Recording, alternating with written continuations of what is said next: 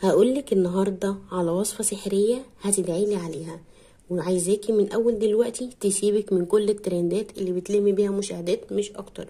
كل الترندات اللي انتي بتشوفيها دي مش اكتر من ترند. اللي يقولك حطي سمنة، حطي قشطة، حطي زبادي، الكلام ده كله توفريه وتحطيه جوه صينية البسبوسة كده وتاكلي احلى صينية بسبوسة. ابو تقل دم امك. اما كلامنا النهارده هيكون ازاي ان انتي تطولي شعرك وتقويه وتحميه من التقصف، وازاي يكون شعرك مترطب طول الوقت. تعالوا بقى ورايا، امشي بالمقادير اللي انا اقولها لك دي بالظبط بنفس الكميات، وهتشوفي بعينك بعد 3 شهور شعرك عامل ازاي. ولكن لازم تلتزمي بكل كلمه انا هقولك عليها. اول حاجه انتي هتجيبي زيت جوز الهند. طبعا المعروف عن زيت جوز الهند ان هو من افضل الزيوت اللي هي بتطول الشعر. ليه؟ لانه كله احماض دهنيه. الاحماض الدهنيه دي بتعمل ايه؟ دي بتغذي الشعر وبتقويه. تمام. الازازه دي انا بالنسبه لي دي الازازه السحريه. بص انا عامله كميه قد ايه، الكميه دي بتكفيني شهر واكتر كمان. تمام.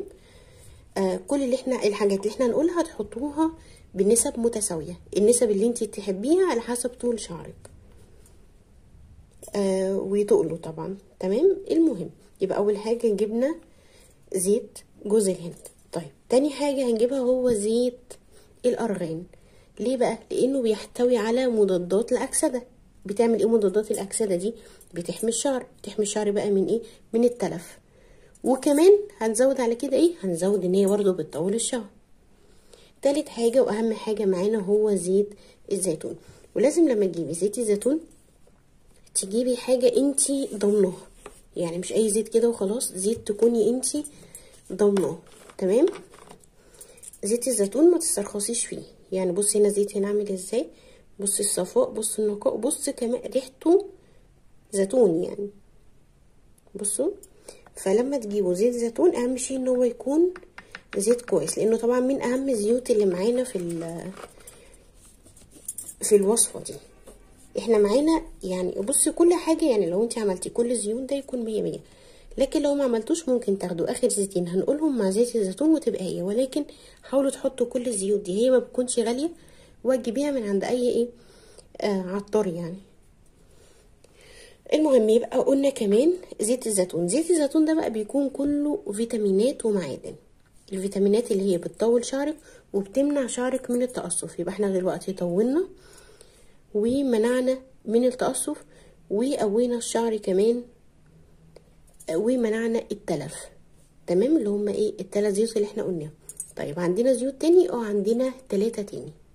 بص هو المثلث ده نقضيها ثلاثي، نلعبها بقى تلاتات لحد الصبح، احلى تلات. عندنا كمان بقى من الزيوت اللي هي الحلوه قوي اللي هو برضو زيت الخروع. زيت الخروع برضو عامل كده زي زيت جوز الهند، كله احماض غنيه. ولكن مش ينفع اقول احط خروع او جوز هند، لان ده برضو بيدي نتيجه وده بيدي نتيجه تانية. فعندنا زيت الخروع ده بيكون زي ما قلت لكم كده غني بالاحماض الدهنيه اللي بتساعد على ايه؟ على تغذيه الشعر وتطويله. تمام. جينا بقى لاهم نوعين زيت معانا اللي ما ينفعش انت تستغني عنهم خالص، وهو زيت الجينسينج وزيت الثوم. تمام. ده طبعا الجينسينج بيكون غالي قوي، ولكن نازل كده عبوات صغيره عند العطار، مش عارفه ب23 جنيه او ب30 جنيه. تقدري تجيبي العبوه دي وتضيفيها وتقدري تخليها هي معيار الزيوت بتاعتك. تمام. يعني بعد ما تفضيه تعايريها هي وتخليها هي معيار الزيوت بتاعتك. ولكن الزيت ده مينفعش ان انت تستغني عنه خالص. تمام. يبقى كده دول ال6 زيوت اللي احنا قلنا عليهم. هتحطيهم بكميات ايه؟ متساويه. هتجيبي بقى الازازه بتاعتك وتبداي ان انت تصبي فيها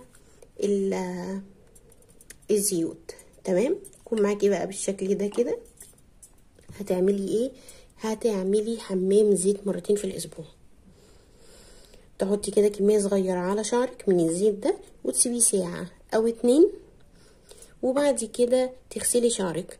ولكن طبعا اثناء الساعه او ال2 اللي انتي حاطه عليها زيت تبداي ان انتي تدلكي في فروه راسك. ليه بقى؟ علشان تعززي الدوره الدمويه. خلاص. يبقى طول ما انتي حاطه الزيت على راسك تبداي ان انتي تدلكي فيها، لان هو ده الهدف من الزيوت. لكن لو انا حطيتها كده وخلاص ما انا مش هستفاد منها حاجه. بس كده، ده كان الفيديو بتاعي. شكرا لكم طبعا على المشاهده، ويا رب تكونوا استفدتم لو اي حاجه بسيطه. ولو وصلتي معايا المرحله دي بقى، ما تنسيش تحطي لايك، وما تنسيش ترجعي لي بعد 3 شهور وتقولي لي الزيت ده جاب معاكي نتيجه ولا لا. ولحد هنا اقول لكم دمتم سالمين ومع السلامه. الف سلامه.